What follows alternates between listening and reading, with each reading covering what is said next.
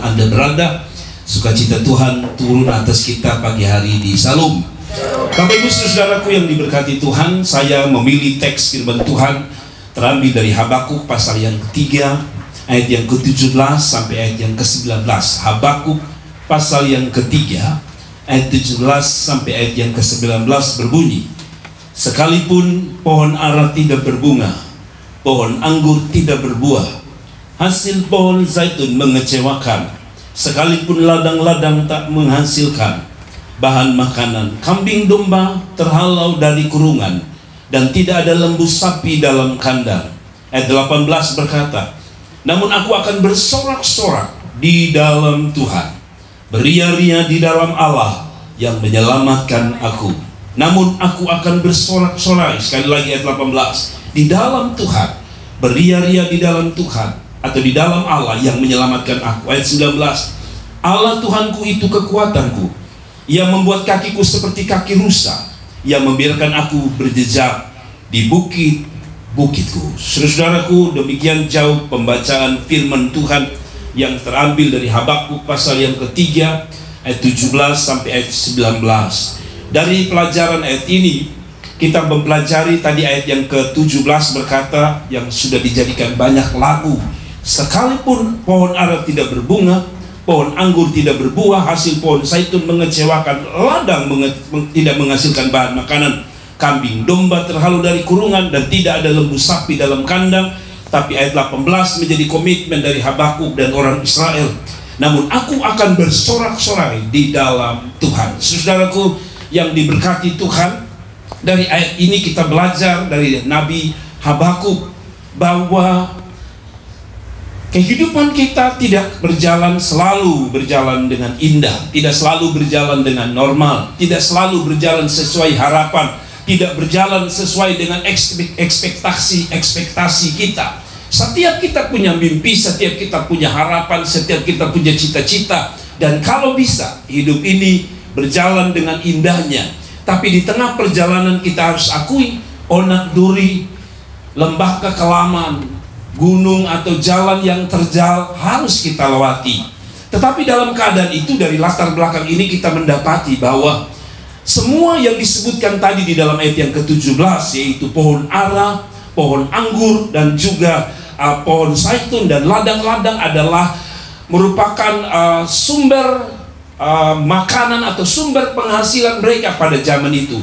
Kalau mungkin hari ini ada orang punya perusahaan, maka pada zaman hari itu perusahaan atau usaha yang terbaik adalah hal-hal ini, yaitu pohon anggur, pohon zaitun, ladang, dan juga pohon anggur. Saudara, itu adalah merupakan sumber makanan mereka, sumber usaha mereka. Jadi ketika Habakuk sedang bicara kepada kita, atau di dalam ayat ini dia sedang bicara bahwa hasil yang didapat oleh orang Israel, bahkan beberapa pakar mengatakan pada waktu itu sangat sulit untuk mendapatkan makanan. Jangankan untuk mendapatkan uang, tapi makan saja sulit luar biasa. Hasil mereka mengecewakan. Padahal kalau kita tahu bahwa orang Israel adalah orang yang menyembah Allah Yahweh, Allah yang hidup, Allah yang sudah membuktikan bahwa dia melangkah bersama-sama orang Israel.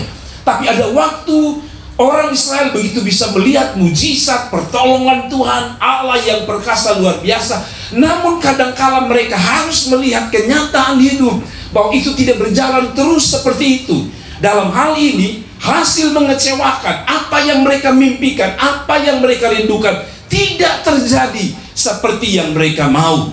Tetapi Habakuk tidak terpengaruh dengan keadaan yang tadi. Kesimpulannya bahwa kondisi itu adalah kondisi krisis, kondisi ekonomi yang berkekurangan, kondisi makan yang berkekurangan. Tetapi sekali lagi Habakuk mengajak orang Israel lewat firman Allah bahwa apapun bisa mengecewakan kita, tapi hati orang Israel harus tetap diarahkan kepada Tuhan. Hari-hari ini kita tahu bahwa banyak hal mengecewakan kita. Biasanya kalau saya dengar pegawai-pegawai berkata, biasa begini-begini, ini sudah ada honor-honor atau ada tambahan-tambahan gaji, ada gaji-gaji tambahan untuk lembur. Tapi oleh karena pandemi yang begitu luar biasa yang membutuhkan biaya, presiden dan juga pejabat-pejabat, gubernur, wali kota mengambil keputusan untuk memotong setiap gaji-gaji daripada pegawai. Itu berarti persis seperti ini.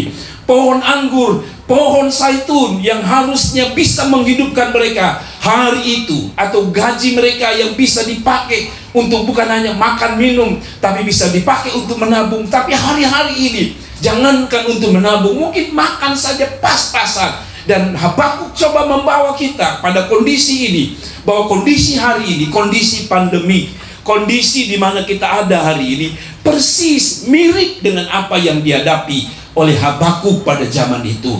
Tetapi Habakuk memberi kita pelajaran. Pelajaran apa yang dapat kita ambil dari cerita ini? Satu dengan baik-baik.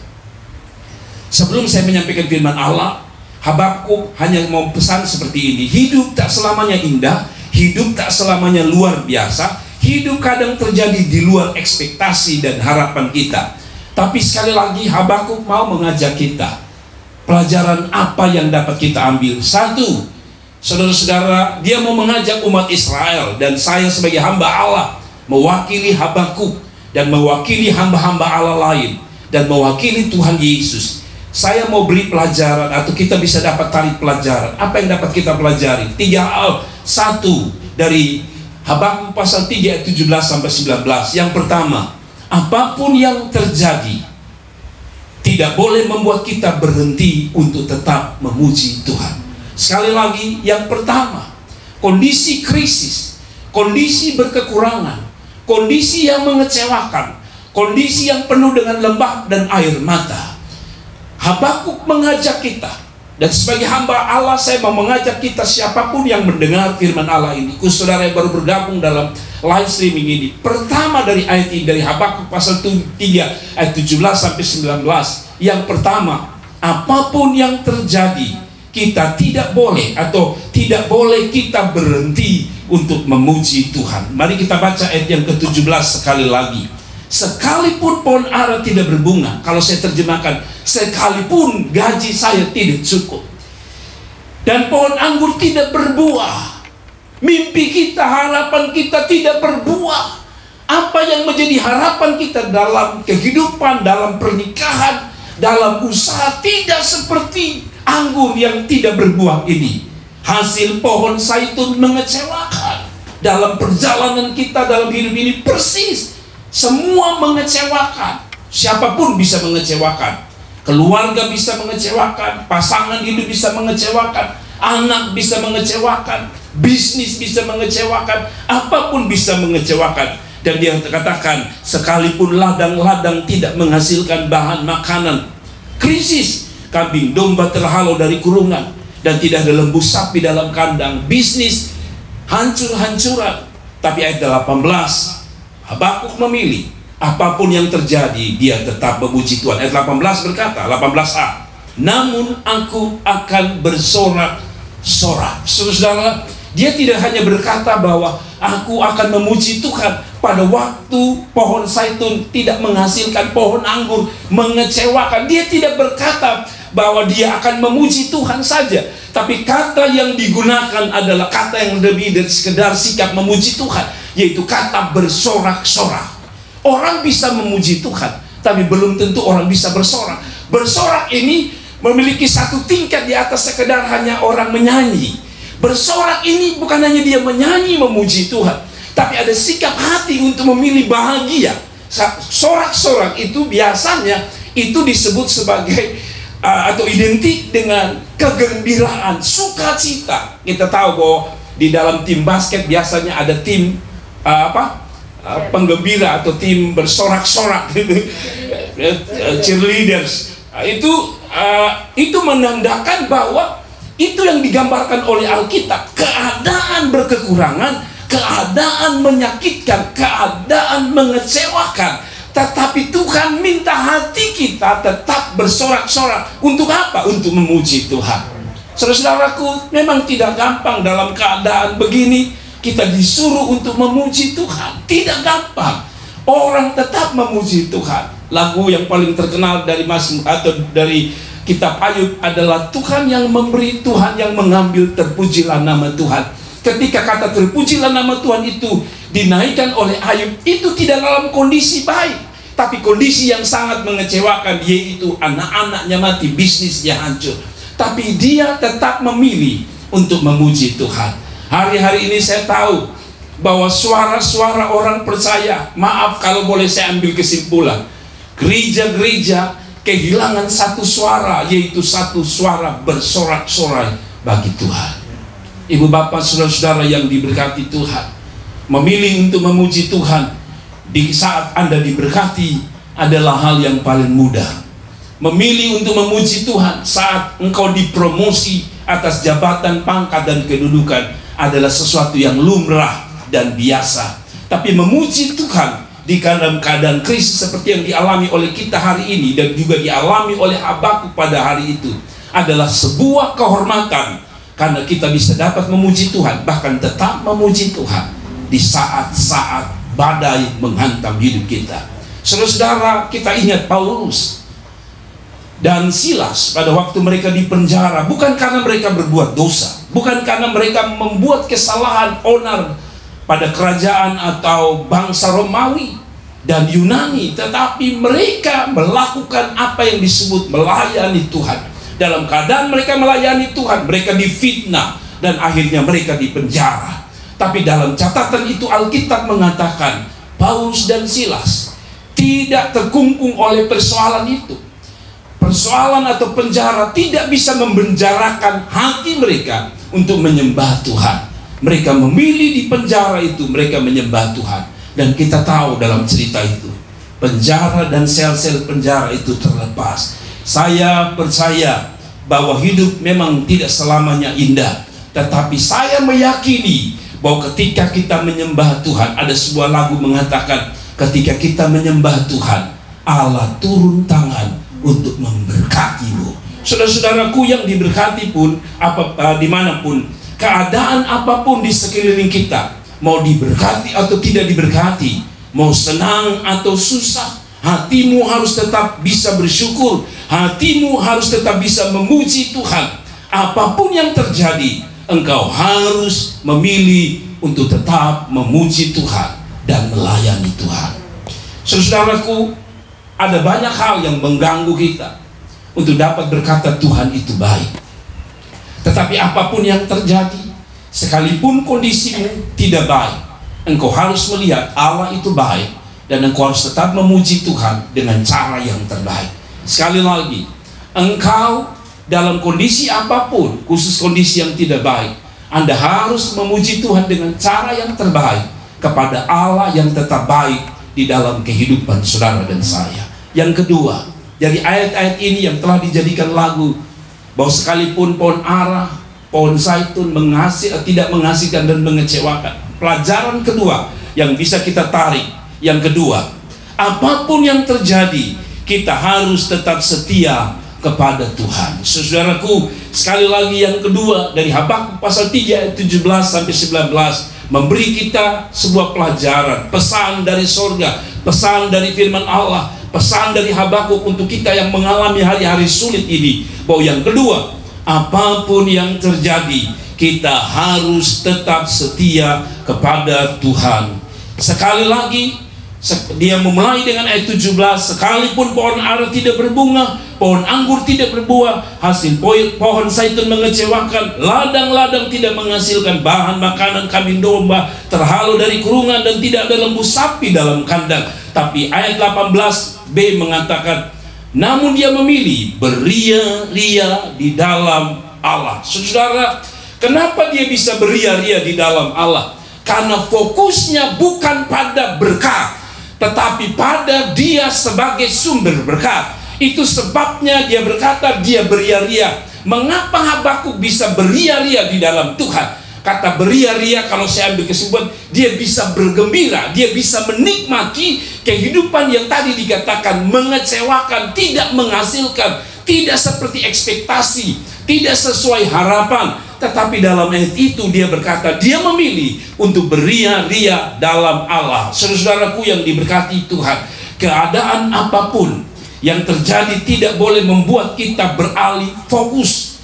Fokus kita bukan pada berkat, tapi fokus kita pada sumber berkat. Mengapa kita harus fokus dan setia kepada Dia sebagai sumber berkat ketimbang kepada berkat? Sebab hidup ini berjalan seperti itu tadi, sebentar naik, sebentar turun, sebentar bisa senang, sebentar bisa susah, sebentar kita punya uang bisa limpah, tapi sebentar kita bukan hanya kurang, tapi bahkan berkekurangan dan minus. Sebentar kita bisa kelihatannya perjalanan karir kita begitu hebat, luar biasa, tapi sebentar kita menghadapi orang-orang yang ingin menghancurkan perjalanan karir kehidupan kita. Selalu kita diperhadapkan dengan itu.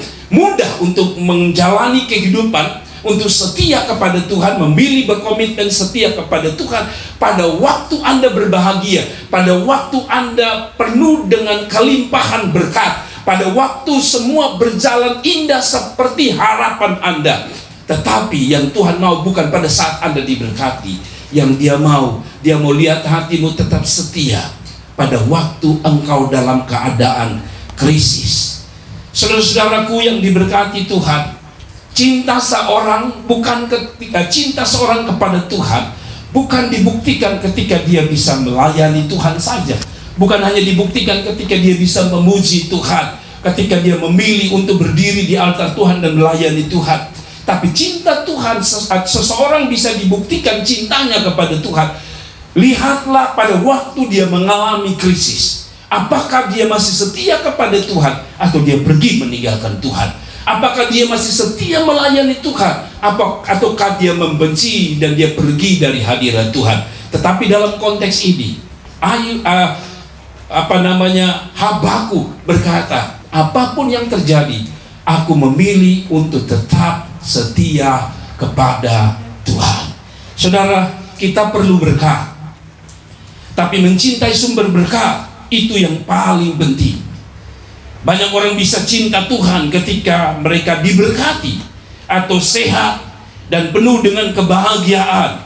Namun hanya sedikit orang yang tetap bisa mencintai ketika keadaan mereka tidak sesuai harapan mereka. Pesan saya, jadilah orang yang mencintai Tuhan sebagai sumber berkat dan bukan berkat itu sendiri. Saudaraku yang diberkati Tuhan, saya tahu bahwa kita perlu berkat. Dan Tuhan tahu kita perlu berkat. Saya tahu Tuhan kita butuh apa yang menjadi kesenangan kita. Dan Tuhan tahu bagaimana cara menyenangkan kita. Tapi kadang-kadang Tuhan harus izinkan, bukan karena Tuhan jahat, tapi Tuhan ingin mengetahui isi hatimu. Saudara-saudaraku yang diberkati Tuhan, di padang gurun Tuhan izinkan orang Israel berjalan. Kalau saudara baca ada satu ayat yang berkata, Tuhan sengaja mengizinkan mereka hidup di padang gurun yang penuh panas terik, yang penuh bahaya itu, supaya kalau saudara ingat ayat itu, dia berkata, supaya aku tahu apa yang ada di dalam isi hatimu. Saudaraku yang diberkati Tuhan, kita bisa bilang, I love you Jesus, saya mengasihi Tuhan, saya akan setia melayani. Itu janji yang banyak kali kita bilang pada saat kita diberkati. Tapi ada saat kita susah, pada saat jalan hidup kita tidak berjalan sesuai harapan. Jujur, kita bukan hanya enggan untuk melayani Tuhan, kita enggan untuk berdoa, kita enggan untuk memuji Tuhan, apalagi untuk melayani Tuhan. Tapi pagi hari ini sebagai hamba Allah, apapun keadaanmu, tetaplah setia kepada Tuhan. Karena pertama, Allah itu Allah yang setia. Yang kedua, kenapa kita harus setia dalam keadaan sekalipun keadaan seperti ini? Karena kita membuktikan bahwa kita mengasihi Tuhan. Dan yang ketiga, mengapa kita tetap memilih untuk setia? Karena hidup kita hari ini, di tengah pandemi, orang sakit, orang masuk rumah sakit, orang mati, keluarga yang dicintai mati, Anda masih hidup. Kalau begitu, itulah Allah yang setia. Karena itu, keadaan apapun, engkau harus setia. Dan yang terakhir, poin yang terakhir, apapun yang terjadi dari ayat ini, tidak boleh membuat kita kehilangan pengharapan kita di dalam Tuhan. Saudara-saudaraku, ladang tidak menghasilkan, anggur tidak berbuah, pohon zaitun mengecewakan, ladang tidak memberi sebuah prospek yang baik. Tapi Habakuk mengajarkan kita pada poin terakhir, apapun yang terjadi tidak boleh membuat kita kehilangan harapan kita di dalam Tuhan. Saudaraku, saya tahu krisis ini membuat orang bukan hanya kecewa dengan hidup, kecewa dengan diri, kecewa dengan keadaan, tetapi beberapa orang saya tahu persis mungkin kecewa dengan Tuhan. Tetapi bagi Habakuk, dia tidak punya kesempatan dan memberi kesempatan untuk menyalahkan Tuhan. Justru dia melihat bahwa krisis ini adalah kesempatan dia menaruh harapan lebih besar kepada Tuhan. Sebab orang, kalau dia memiliki sesuatu, biasanya dia tidak punya tempat atau dia tidak ingin bergantung kepada orang lain. Tapi justru ketika dia tidak punya apa-apa, dia nothing, biasanya dia membutuhkan orang yang lain.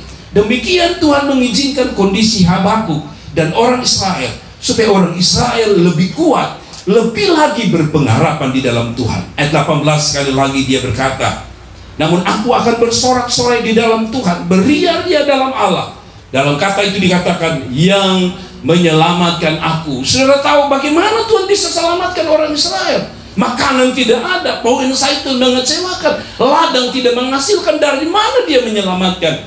Tapi Habakuk melihat kondisi itu memang krisis, kondisi itu mengecewakan, tapi kondisi itu dia melihat ada satu sisi yang lain, ada waktu di mana dia lihat di tempat yang berbeda. Di sini memang krisis, tapi di sini ada Allah. Allah yang mana? Allah yang menjadikan langit dan bumi. Kalau Allah bisa menjadikan langit dan bumi, dia bisa memelihara orang Israel di padang gurun, maka pesan yang sama, dia bisa memelihara kita di tengah krisis sekalipun. Saudara-saudaraku yang diberkati Tuhan, tidak cukup sampai di situ.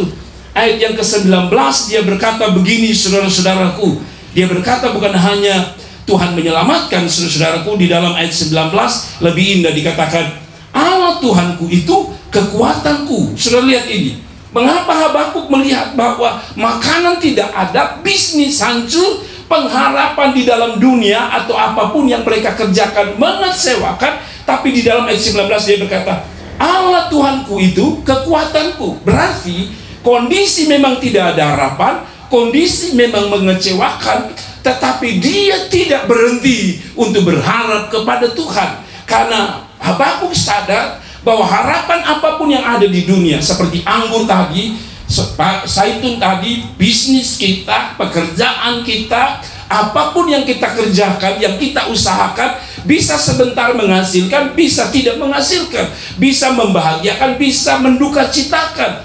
Kondisi ini akan terus berjalan mengelilingi kehidupan kita.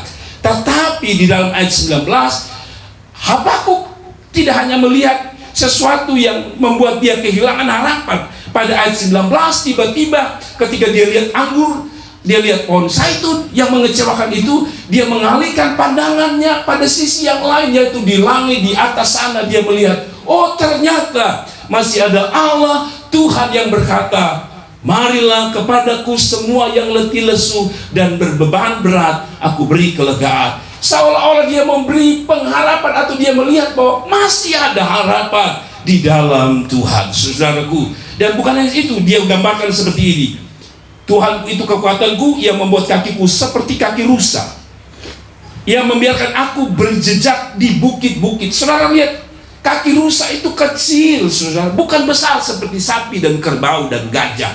Kaki itu kecil, saudara, tapi kaki itu oleh kekuatan Tuhan, dia berkata, itu kaki dipakai untuk naik ke bukit. Bukan turun ke bukit, tapi naik ke bukit. Kita tahu, kalau kita jalan ke menurun, itu kurang lelah dibanding kalau kita naik ke atas bukit atau gunung. Apalagi kita yang sudah umur 40 ke atas, kita sadar bahwa naik 2-3 tangga, napas kita ngos-ngosan. Tapi dia berkata, dia melihat bahwa tadi gambaran keadaan yang mengecewakan, tapi dia lihat ketika dia berharap pada Tuhan, Tuhan memberi dia kekuatan seperti kaki rusa yang kecil, yang sebenarnya untuk menopang tubuhnya tubuh rusa saja sudah sulit. Tapi sekarang bukan hanya dia bisa kuat menampung atau memberi kekuatan untuk menopang tubuh rusa itu, tapi dia bisa berjalan naik ke atas. Yang melelahkan itu, rusa itu bisa naik. Hari ini semua mengecewakan, semua kelihatan membuat jiwa kita lelah.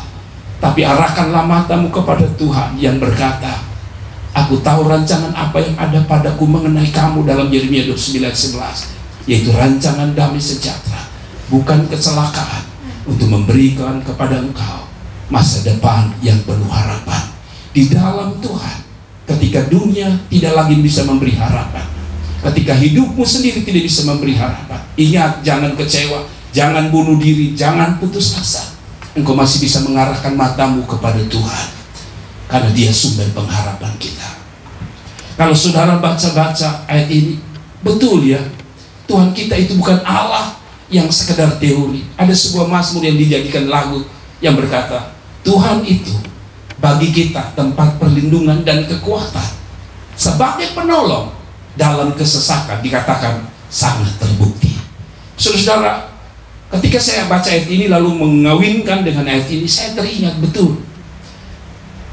Kalau kita flashback ke belakang perjalanan orang Israel, Tuhan tidak memelihara orang Israel dalam keadaan diberkati. Justru dalam keadaan krisis, Tuhan mampu memberi harapan dan jawaban. Kita ingat Eli, atau Elia tepatnya, Elia itu dipelihara bukan di tengah tempat yang subur. Dikatakan dia diberi makan oleh burung gagak di sungai Kerit. Janda di Sarfat yang tinggal punya tepung sedikit dan sedikit minyak, hampir mati. Dia berkata kepada hamba Allah, abdi Allah, kalau saya bikin kasih kamu roti, habis itu kamu makan, atau kita makan, saya dan anak saya mati. Hilang harapan. Tapi sekali lagi abdi Allah itu berkata, buat saja. Dan apa yang terjadi? Alkitab mengatakan janda itu bukan hanya tepungnya tidak habis. Menurut catatan Alkitab, dia bisa membayar hutang-hutangnya. Setiap krisis, Allah masih menjadi jawaban. Allah masih menjadi pengharapan. Pesan saya terakhir, langsung kepada inti persoalan kita. Saudara yang sedang sakit, yang menurut dokter telah divonis tidak mungkin lagi sembuh. Benar, persis seperti krisis yang dialami oleh Habakuk dan orang Israel. Tapi pesan saya sederhana, arahkan matamu, ganti penglihatanmu, bukan lagi pada persoalanmu, tapi pada sumber pengharapan. Pada waktu engkau menaruh hatimu kepada sumber pengharapan, engkau akan lihat jalan keluar yang sudah tertutup sekalipun, Allah di sana untuk membukanya. Seperti sebuah pujian berkata, Dia buat jalan saat tiada jalan. Tuhan kiranya memberkati kita. Kita punya hidup. Kesimpulan dari firman Allah hari ini hanya 3 yang saya mau sampaikan. Keadaan sekeliling kita apapun, mau diberkati atau tidak diberkati, mau susah atau senang, hanya 3 pesan saya terakhir. Kesimpulan dari khotbah saya adalah, saudara-saudara, ini yang saya mau sampaikan kepada saudara. Apapun yang terjadi, mulutmu tidak boleh berhenti untuk memuji Tuhan, bahwa Tuhan tetap baik. Yang kedua, sebagai kesimpulan dari khotbah ini, apapun yang terjadi, kita harus tetap setia, bukan kepada berkatnya, tetapi kepada Dia sebagai sumber berkat kehidupan kita. Dan yang terakhir, apapun yang terjadi, jangan kita kehilangan pengharapan, sebab pengharapan itu adalah sau yang kuat bagi orang percaya. Mereka yang berharap Tuhan tidak pernah dikecewakannya. Tuhan memberkati kita sekalian.